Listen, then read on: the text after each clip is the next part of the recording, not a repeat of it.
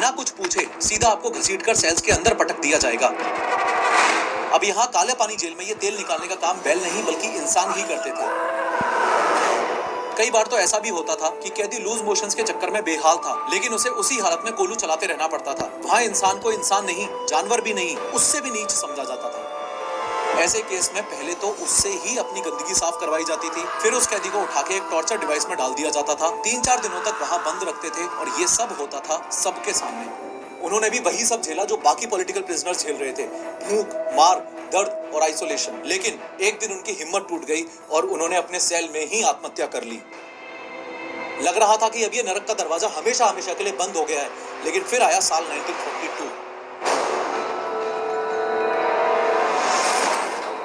दुनिया की सबसे खतरनाक जेलों में से एक काला पानी जेल के अंदर दिन भर में कैदियों पर जो अत्याचार होते थे वो देख के आप सोच में पड़ जाओगे। अपने देश के फ्रीडम फाइटर्स को देश से अलग करने के लिए ही अंग्रेजों ने ये जेल जानबूझ के इंडिया से 1255 किलोमीटर दूर अंडमान एंड निकोबार आइलैंड्स में बनवाई थी। आज की इस 3D एनिमेटेड वीडियो में हम काला पानी जेल के स्ट्रक्चर को समझेंगे, कैदियों की डेली लाइफ पर नजर डालेंगे और अच्छे से समझेंगे कि वीर सावरकर के साथ बाकी फ्रीडम फाइटर्स के ऊपर भी पूरे दिन भर में इस जेल में क्या क्या अत्याचार अंग्रेजों के द्वारा किए जाते थे।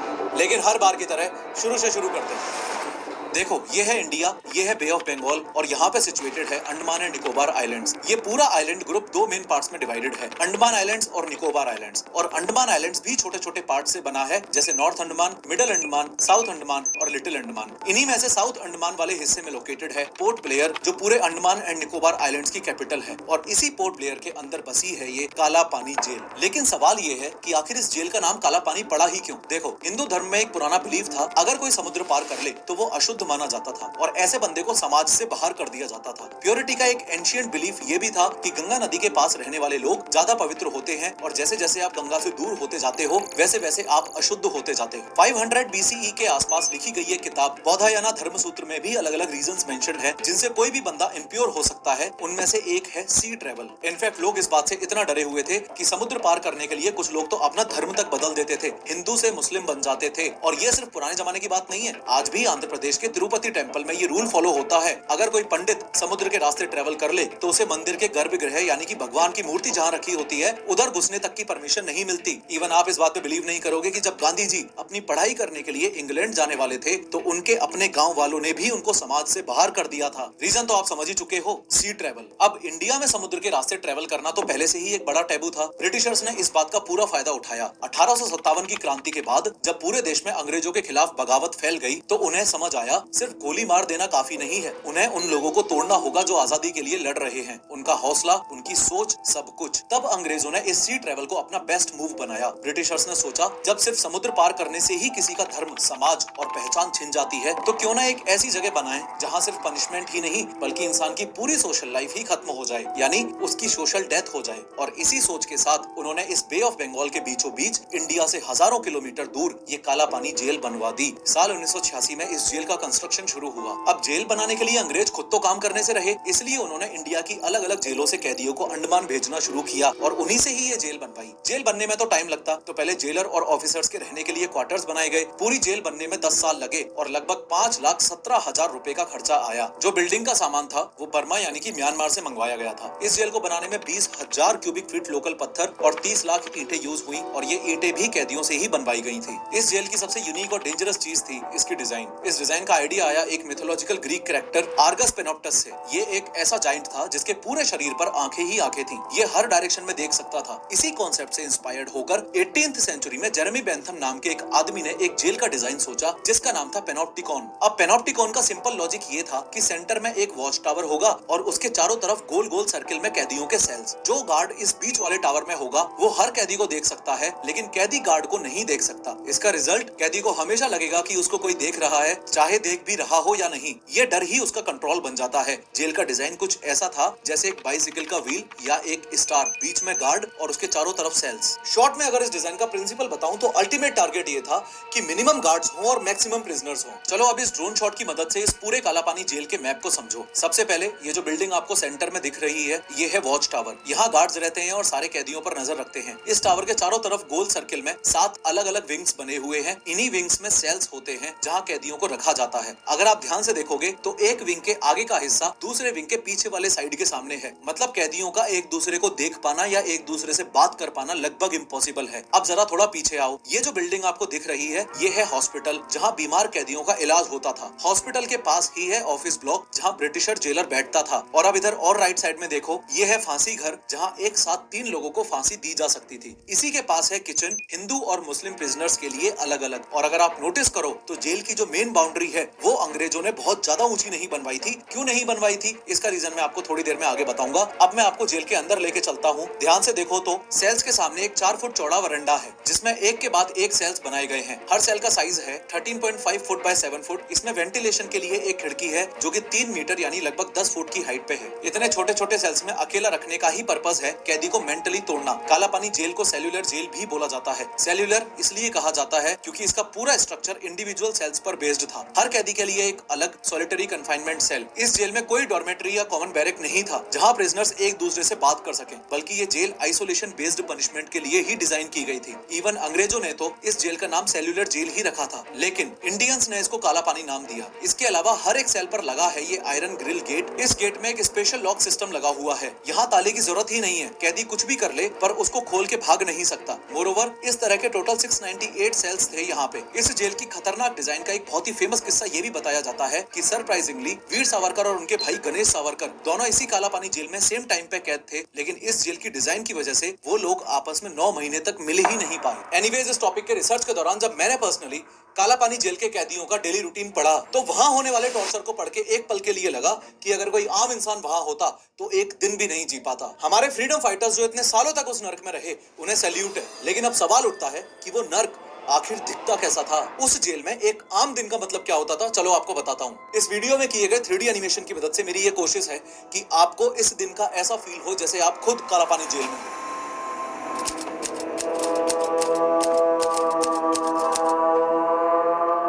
जैसे मान लो आपको काला पानी की सजा हो गई, तो सबसे पहले तो आपको हथकड़ी लगा के एक शिप में भरा जाएगा। फिर चेन्नई या कोलकाता जैसे पोर्ट से आपको अंडमान आइलैंड्स में ट्रांसफर किया जाएगा। आपको पहुंचने में 3-4 दिन का टाइम लगेगा। अंडमान आइलैंड्स पहुंचते ही अपने आप को ढकने के लिए आपको सिर्फ एक पतला सा कपड़ा और एक लंगोट दी जाएगी, और उसके बाद आपके गले में लटका दिया जाएगा एक आईडी टैग, जिस आईडी टैग पर आपका नाम लिखा होगा। यहाँ आपको एक चीज और बता दूं, जितने भी कैदी इस काला पानी में आते थे उनको 2 कैटेगरीज में डिवाइड किया जाता था। डी यानी डेंजरस, PI यानी कि परमानेंटली इनकार्सरेटेड। एक एक करके दोनों कैटेगरीज को समझते हैं, लेकिन शुरुआत डेंजरस कैटेगरी से करते हैं। डेंजरस प्रिजनर का मतलब है एक ऐसा कैदी जिसे अंग्रेज सबसे खतरनाक या रिबेलियस समझते हैं और जिस पे हमेशा नजर रखना जरूरी होता है। इस कैटेगरी में ब्रिटिशर्स ने वीर सावरकर को रखा था। देखो, साल 1909 के दौरान वीर सावरकर लंदन के इंडिया हाउस के मेन लीडर थे। ब्रिटिश गवर्नमेंट ने सावरकर पर waging war against the crown sedition यानी कि देशद्रोह और रिवॉल्यूशनरी कॉन्स्पिरेसी के चार्जेस लगा के उन्हें मार्च 1910 में अरेस्ट कर लिया। अरेस्ट करने के बाद उन्हें एक शिप में बंद करके इंडिया ले जाया जा रहा था, लेकिन जब वो शिप फ्रांस के मर्सिली पोर्ट पर कुछ देर के लिए रुका, तब सावरकर ने वॉशरूम जाने का बहाना बनाया। वहां से सावरकर एक छोटी सी खिड़की से निकले, समंदर में कूद गए और तैरते तैरते फ्रांस के एक एरिया में पहुंच गए। ब्रिटिशर्स ने वीर सावरकर को बाद में अरेस्ट करके इंडिया भेज दिया। इसी वजह से ब्रिटिशर्स को वीर सावरकर से एक अलग ही लेवल का डर था और इसी रीजन से उन्हें डेंजरस प्रिजनर की कैटेगरी में रखा गया था और उनका सेल भी बाकी सबसे अलग था। देखो, ये गेट के बाद एक और लोहे का गेट यानी कि डबल सिक्योरिटी। ब्रिटिशर्स बस एक इस चीज से डरते थे कि सावरकर कहीं फिर से उनके हाथ से ना निकल जाए। इसके अलावा परमानेंटली इनकार्सरेटेड का मतलब होता है ऐसा कैदी जिसे जिंदगी भर के लिए जेल में ही डाल दिया गया हो बिना किसी रिलीज के चांस के। इस कैटेगरी में एक नाम आता है बरिंद्र कुमार घोष का। बरिंद्र कुमार घोष साल 1908 के अलीपुर बॉम्ब केस के मास्टरमाइंड थे। उन्होंने ब्रिटिश जज को मारने की कोशिश की थी। ब्रिटिशर्स ने उन्हें बहुत डेंजरस माना और उन्हें जिंदगी भर के लिए काला पानी जेल भेज दिया था। यहाँ एक बात और बता दूं, कोई भी कैदी डेंजरस और परमानेंटली इनकार्सरेटेड वाली दोनों ही कैटेगरीज में भी आ सकता है। यानी कोई कैदी डेंजरस होने के साथ साथ जिंदगी भर के लिए भी जेल में हो सकता है। और ये भी हो सकता था कि किसी कैदी को कुछ टाइम जैसे 10-20 साल की ही सजा हुई हो। एक इंपॉर्टेंट बात ये भी है कि ब्रिटिशर्स ने सिर्फ जेल नहीं बनाई थी, एक पूरा सिस्टम सेट किया था कंट्रोल बनाए रखने के लिए। मेन जेलर तो हमेशा एक ब्रिटिशर ही होता था, लेकिन गार्ड बनने का काम भी प्रिजनर्स से ही करवाया जाता था। पर कौन से प्रिजनर्स? ऐसे प्रिजनर्स जो सबसे ज्यादा चापलूस और चाटुकार टाइप के होते थे, जो अपने लोगों को मारने में भी पीछे नहीं हटते थे। इन्हें जमादार बोला जाता था। जमादार का काम होता था बाकी कैदियों को कंट्रोल करना, उन्हें काम में लगाना और उनकी रिपोर्ट देना। ये लोग रेगुलर प्रिजनर्स ही होते थे, लेकिन ब्रिटिशर्स इन्हें थोड़ा और पावर और बेटर ट्रीटमेंट देते थे ताकि वो बाकी कैदियों में डिसिप्लिन मेंटेन कर सकें। ज्यादातर केसेस में ये गार्ड की पोजीशन उन लोगों को दी जाती थी जो बलोच और पठान मुस्लिम हुआ करते थे, क्योंकि ब्रिटिशर्स जानते थे अगर हिंदू प्रिजनर के ऊपर हिंदू हिंदू गार्ड ही होगा तो पूरे पूरे चांसेस हैं कि वो सॉफ्ट बिहेव कर सकता है। एक बार इस फ्लो चार्ट में देखो, सबसे ऊपर है ब्रिटिश जेलर, उसके नीचे ये बलोच और पठान मुस्लिम गार्ड्स जिन्हें जमादार बोला जाता था, और उसके नीचे बाकी सारे आम कैदी। सावरकर अपनी बुक मेरा आजीवन कारावास में बताते हैं कि उनके टाइम जेलर था डेविड बेरी। डेविड बेरी ने तो ये तक कह दिया था कि दुनिया में तो एक ही भगवान होता है जो ऊपर आसमान में रहता है, लेकिन पोर्ट ब्लेयर में 2 भगवान हैं, एक तो वो ऊपर वाला और एक मैं। खैर, अब आप जेल के अंदर आ चुके हो, सबसे पहला काम है नहाना। नहाने के टाइम आपको ऐसी एक लंगोट ही पहननी होगी। ऑब्वियसली कोई बाथरूम नहीं मिलेगा, कोई प्राइवेसी नहीं मिलेगी, बस खुलेआम सबके सामने नहाना है। जो पानी यूज करना होगा वो भी समुद्र का ही खारा पानी होगा। नहाते हुए भी आपको जमादार से ऑर्डर मिलेगा कितना पानी लेना है, कब खुद को रगड़ना है और कब खुद पे पानी डालना है, एक्सेट्रा एक्सेट्रा। 3 कटोरे पानी से ज्यादा पानी भी नहीं मिलेगा किसी को, और अगर आपने ज्यादा पानी ले लिया तो उसकी कीमत खतरनाक मार से चुकानी होगी। अब जेल में एंट्री के बाद आपको इनमें से एक तरह की हथकड़ी पहनाई जाएगी, चेन फेटर्स, बार फेटर्स या क्रॉस बार फेटर्स, और बिना कुछ पूछे सीधा आपको घसीटकर सेल्स के अंदर पटक दिया जाएगा। लेकिन ये तो सिर्फ शुरुआत है, असली खेल तो कल शुरू होगा जब आपको मिलेगा काम। सुबह 6 बजे आपको बाहर लेके आया जाएगा और अलग अलग तरह के कामों में लगा दिया जाएगा। काला पानी जेल में रोज गाड़ी भर के हजारों नारियल आते थे और कैदियों को 4 अलग अलग ग्रुप्स में डिवाइड किया जाता था। पहले ग्रुप का काम है नारियल छीलना। अब आपको लगेगा अरे नारियल छीलने में तो क्या ही है, ये तो मैं 1 सेकंड में कर दूं, पर आपको बता दूं ये नारियल आपको हाथ से छीलने होंगे। वीर सावरकर ने अपनी बुक मेरा आजीवन कारावास में बताया है कि कैसे नारियल छीलते वक्त उनके हाथों से खून बहता रहता था। दूसरे ग्रुप का काम होता था नारियल फोड़ना। ये नारियल आपको एक झटके में ही फोड़ना होगा और नेक्स्ट ग्रुप को देना होगा। तीसरे ग्रुप का काम है जो नारियल फूटा है उसका पानी कलेक्ट करना और उसको बाल्टी में भर के ले जाना। फाइनली चौथे ग्रुप का काम है टूटे हुए नारियल को खुरपे से काटकर अलग करना, यानी कि कोकोनट को शेल से अलग करना। यहाँ गार्ड्स को जब मर्जी आती थी किसी भी छोटी सी बात पर कैदियों को पीट देते थे। कभी बोलते थे कि तुमने नारियल चुराया है, तो कभी बिना किसी वजह के भी डंडे बरसा देते थे। वीर सावरकर ने अपनी किताब में एक इंसिडेंट बताया है कैसे सिर्फ कहा सुनी होने पर पठान जेलर हिंदू कैदियों पर रिलीजन के नाम पर गुस्सा निकालते थे। साला काफिर है ऐसे बोलकर मारते थे। इसके अलावा